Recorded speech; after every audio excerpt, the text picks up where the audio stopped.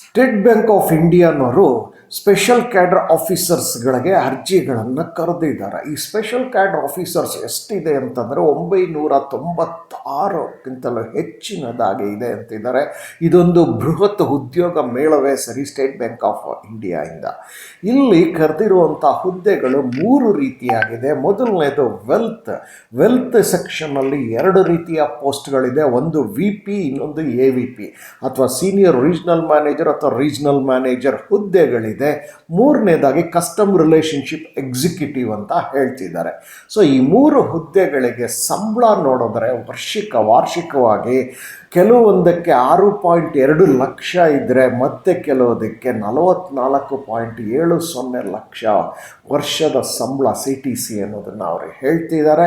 ಇವೆಲ್ಲ contract basis ಆಗಿರುತ್ತೆ. ಬನ್ನಿ ಇನ್ನು ಮುಂದಕ್ಕೆ ಸಾಕಷ್ಟು ವಿಚಾರಗಳನ್ನು ಕೆಲವೇ ನಿಮಿಷದಲ್ಲಿ ತಿಳಿತಾ ಹೋಗೋಣ. ಈ ಮಾಹಿತಿಯನ್ನು ಕನ್ನಡದಲ್ಲಿ ತರ್ತಿರೋವಂಥದ್ದು IAM ಫಾರ್ ಕೆರಿಯರ್ ಚಾನಲ್. ಈ ಚಾನಲ್ಲಿನ ಸ್ಲೋಗನ್ ಏನು ಅಂದರೆ ಮೈ ಪಾತ್ ಮೈ ಫ್ಯೂಚರ್ ಅಂತ ಹೇಳಿ. ಇದರಲ್ಲಿ ನೀವು ಈ ಚಾನಲ್ಗೆ ಸಬ್ಸ್ಕ್ರೈಬ್ ಮಾಡಿಕೊಂಡು ನೋಟಿಫಿಕೇಷನ್ ಬೆಲ್ ಒತ್ತಿ, ಅದರಿಂದ ನಿಮಗೆ ನಿರಂತರವಾಗಿ ಉದ್ಯೋಗ ಮಾಹಿತಿ ಸಿಗ್ತಲೇ ಹೋಗುತ್ತೆ. ಮೊದಲನೇದಾಗಿ ತಿಳ್ಕೊಳ್ಬೇಕಾಗಿರುವಂಥದ್ದು ಲಾಸ್ಟ್ ಡೇಟ್ ಯಾವತ್ತು ಅಂತ 23 ಡಿಸೆಂಬರ್ 2025ಕ್ಕೆ ಇಟ್ಟಿದ್ದಾರೆ. ಅಷ್ಟರ ಒಳಗೆ ನೀವು ಅರ್ಹರಿದ್ದರೆ, ನಿಮ್ಮಲ್ಲಿ ಆ ಸ್ಕಿಲ್ಸು ಕ್ವಾಲಿಫಿಕೇಷನ್ಸ್ ಇದ್ದರೆ ಕೂಡಲೇ ಅರ್ಜಿಗಳನ್ನು ಸಲ್ಲಿಸಿ.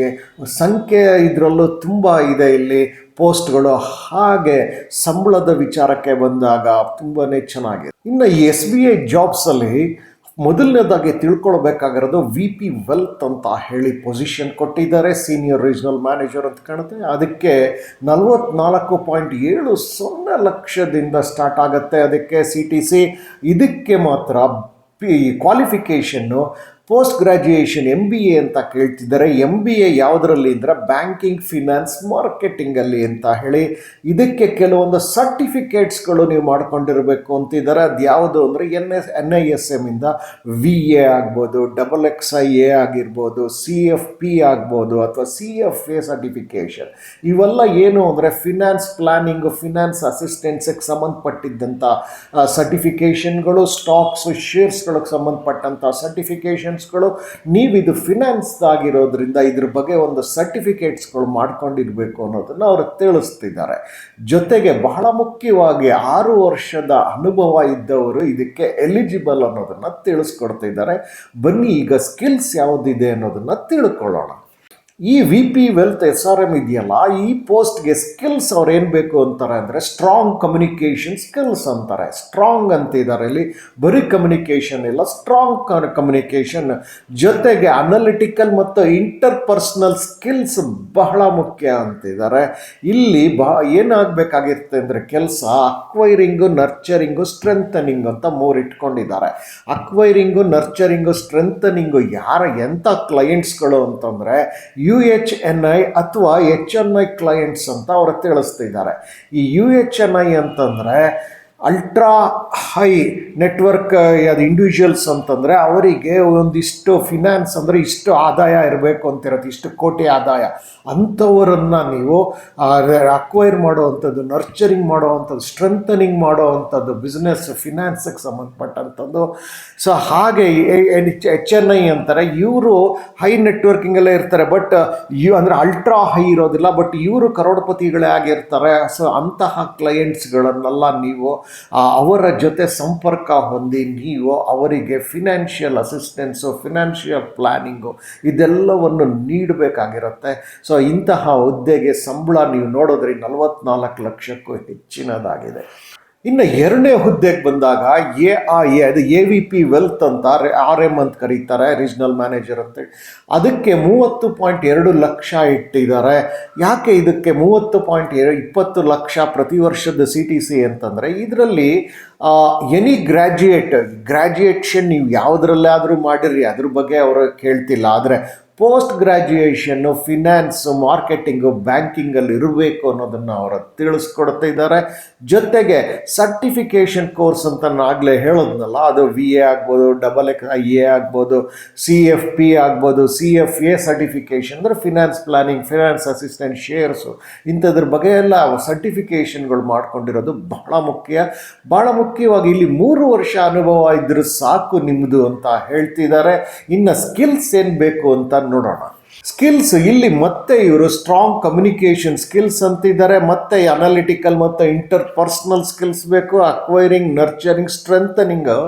ನಿಮಗಿಲ್ಲಿ ಬರೀ HNI ಕ್ಲೈಂಟ್ಸ್ ಇದ್ರೆ ಸಾಕು, ಅಲ್ಟ್ರಾ ಹೈ ನೆಟ್ವರ್ಕಿಂಗ್ ಇಂಡಿವಿಜುವಲ್ಸ್ ಕ್ಲೈಂಟ್ಸ್ಗಳಿದ್ರೆ ಸಾಕು. ನಿಮಗೆ ಇಂದಿನ ಪೋಸ್ಟ್ ಅಂತ ಅಂದರೆ ಇದಕ್ಕಿಂತ ಹೈಯರ್ ಪೋಸ್ಟಲ್ಲಿ ಅಲ್ಟ್ರಾ ಹೈ ನೆಟ್ವರ್ಕ್ ಅಂದರೆ ಅವರು ನಿಮಗೆ ಹೆಚ್ಚಿನ ಕೋಟಿ ಆದಾಯ ಇರುವಂಥವ್ರು. ಇಲ್ಲಿ ಕೋಟಿ ಆದಾಯ ಇರುವಂಥವ್ರನ್ನ ಅವರಿಗೆ ನೀವು ಫಿನಾನ್ಸಿಂಗ್ ಅಸಿಸ್ಟೆನ್ಸ್ಗಳು ಕೊಡಬೇಕಾಗಿರುತ್ತೆ.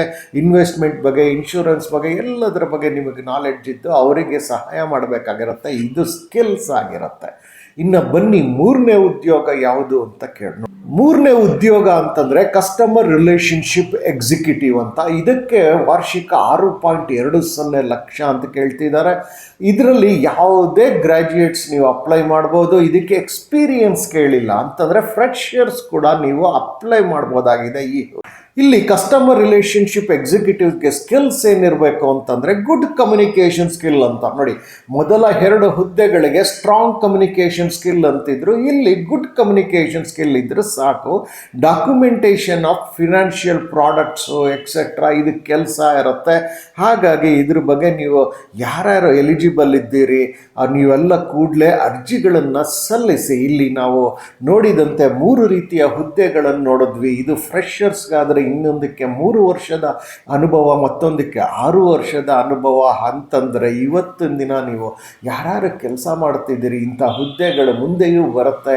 ಹಾಗಾಗಿ ನೀವು ಇಂಥದನ್ನೆಲ್ಲ ಕೋರ್ಸ್ಗಳನ್ನೆಲ್ಲ ಮಾಡ್ಕೊಳ್ಳೋದು ಬಹಳ ಮುಖ್ಯ ಇರುತ್ತೆ. ನಿಮಗೆ ಬಹಳ ಮುಖ್ಯವಾಗಿ ವೆಬ್ಸೈಟು, ಅಡ್ವರ್ಟೈಸ್ಮೆಂಟ್ ಲಿಂಕ್ಸ್ ಎಲ್ಲ ಬೇಕಾಗಿರುತ್ತೆ. ನಾನು ಡಿಸ್ಕ್ರಿಪ್ಷನ್ ಬಾಕ್ಸಲ್ಲಿ ಎಲ್ಲವನ್ನು ಕೊಟ್ಟಿದ್ದೇನೆ. ಡಿಸ್ಕ್ರಿಪ್ಷನ್ ಬಾಕ್ಸ್ಗೆ ಹೋಗಿ ನಿಮಗೆಲ್ಲವೂ ತಿಳಿಯುತ್ತೆ. ಡಿಸ್ಕ್ರಿಪ್ಷನ್ ಬಾಕ್ಸ್ಗೆ ಹೋಗೋದು ನಿಮಗೆ ಗೊತ್ತಿದೆ ಅಂತ ಕಾಣುತ್ತೆ. ನೀವು ಲಿಂಕ್ ಮುಖೇನವೇ ವಿಡಿಯೋ ನೋಡಿದಾಗ ವಿಡಿಯೋ ಕೆಳಗಡೆ ಟೈಟಲ್ಸ್ ಆದಮೇಲೆ ಕೆಳಗಡೆ ಮೋರ್ ಅನ್ನೋ ಪದ ಇದೆ. ಕ್ಲಿಕ್ ಮಾಡಿದ್ರೆ ಡಿಸ್ಕ್ರಿಪ್ಷನ್ ಬಾಕ್ಸ್ ಓಪನ್ ಆಗುತ್ತೆ. ಅಲ್ಲಿ ನೀವು ಡಿಸ್ಕ್ರಿಪ್ಷನ್ ಬಾಕ್ಸ್ಗೆ ಹೋಗಿ ಅಡ್ವರ್ಟೈಸ್ಮೆಂಟ್ ಅಥವಾ ನೋಟಿಫಿಕೇಷನ್ ಏನಿರುತ್ತೆ ಆ ಲಿಂಕನ್ನು ನೀವು ಕ್ಲಿಕ್ ಮಾಡಿ ಅದನ್ನು ನೀವು ಓದಿ. ಕನಿಷ್ಠ 2 ಬಾರಿ ಆದರೂ ಓದಿ ಅಂತೀವಿ.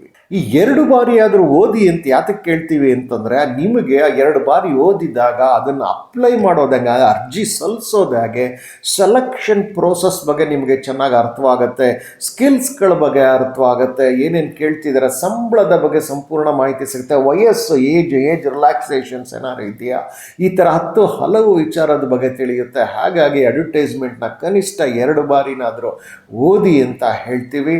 ಇಲ್ಲಿಯವರೆಗೂ ನೀವು ಸ್ಟೇಟ್ ಬ್ಯಾಂಕ್ ಆಫ್ ಇಂಡಿಯಾಗೆ ಸಂಬಂಧಪಟ್ಟಂಥ ಸ್ಪೆಷಲಿಸ್ಟ್ ಕ್ಯಾಡರ್ ಆಫೀಸರ್ಸ್ ಹುದ್ದೆಗಳಿಗೆ ಬಗ್ಗೆ ತಿಳ್ಕೊಂಡ್ರಿ, ಸಂಬಳದ ಬಗ್ಗೆ ತಿಳ್ಕೊಂಡ್ರಿ. ತುಂಬ ಉತ್ತಮವಾದಂಥ ಸಂಬಳ ಫ್ರೆಷರ್ಸ್ಗೂ ಇದೆ, ಎಕ್ಸ್ಪೀರಿಯನ್ಸ್ನವ್ರಿಗೂ ಇದೆ.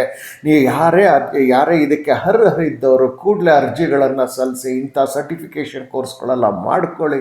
ಮುಂದೆ ನಿಮ್ಮ ಭವಿಷ್ಯ ಚೆನ್ನಾಗಿರಲಿ. ಈ ಮಾಹಿತಿಯನ್ನು ನಿಮಗೆ ತರ್ತಾ ಇರೋದು IM ಫಾರ್ ಕೆರಿಯರ್ ಚಾನಲ್. ಇದಕ್ಕೆ ಸಬ್ಸ್ಕ್ರೈಬ್ ಮಾಡ್ಕೊಳ್ಳೋ ನೀವು ನೋಟಿಫಿಕೇಶನ್ ಬೆಲ್ ಒತ್ತೋದ್ರಿಂದ ನಿಮಗೆ ಮತ್ತಷ್ಟು ಉದ್ಯೋಗದ ಮಾಹಿತಿ ಸಿಗ್ತಲೇ ಹೋಗುತ್ತೆ. ಇದರ ಒಂದು ಸ್ಲೋಗನ್ ಏನು ಅಂತಂದರೆ, ಮೈ ಪಾತ್ ಮೈ ಫ್ಯೂಚರ್. ಒಳ್ಳೆಯದಾಗಲಿ.